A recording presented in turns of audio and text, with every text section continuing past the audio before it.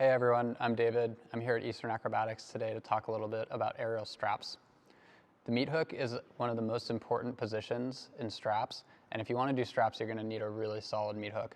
Here are some of the progressions that you can use to build the technique and strength for this position. The first progression for doing a meat hook on straps begins with a straddle inversion. Once you've inverted, keep your hips close to the strap. Choose which arm you want to go to.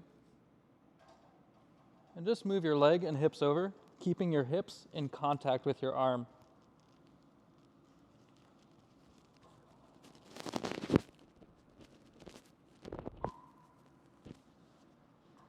Once you can comfortably get into a meat hook from straddle, you can try going in from a candle. Straddle one leg over, followed by the other leg, making sure to keep your hips in contact with your arm.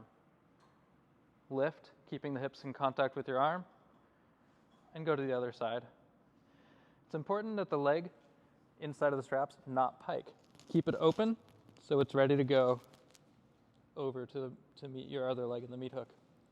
When this becomes comfortable, you can try going both feet at the same time from a candle.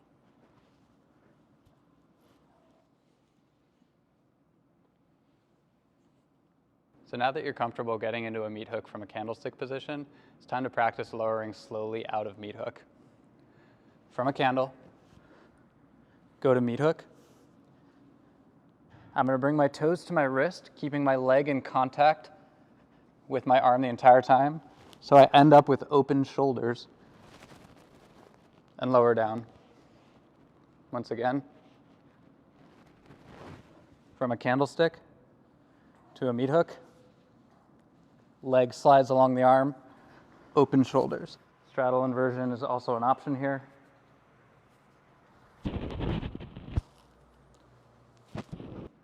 There's a common temptation to let your shoulders close and your hips fall away. This is what that looks like.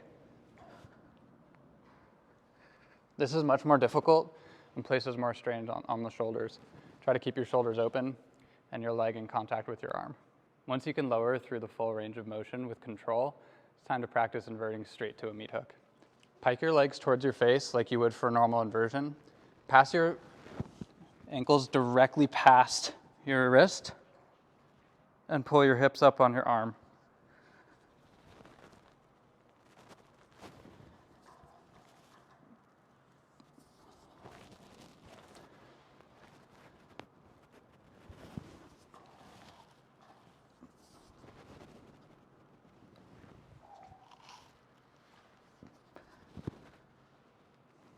Those are some of the progressions we use here at Eastern Acrobatics to build towards the meat hook.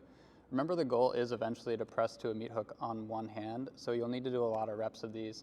I think a good goal is to be able to do 5 on each hand without coming down, so that's 10 total meat hooks. Even though it's a long journey to doing these on one arm, being able to work on these is going to build a lot of ab strength and shoulder strength that will help in all of your other aerial pursuits. So, give it a go, and I hope you have fun learning the meat hook.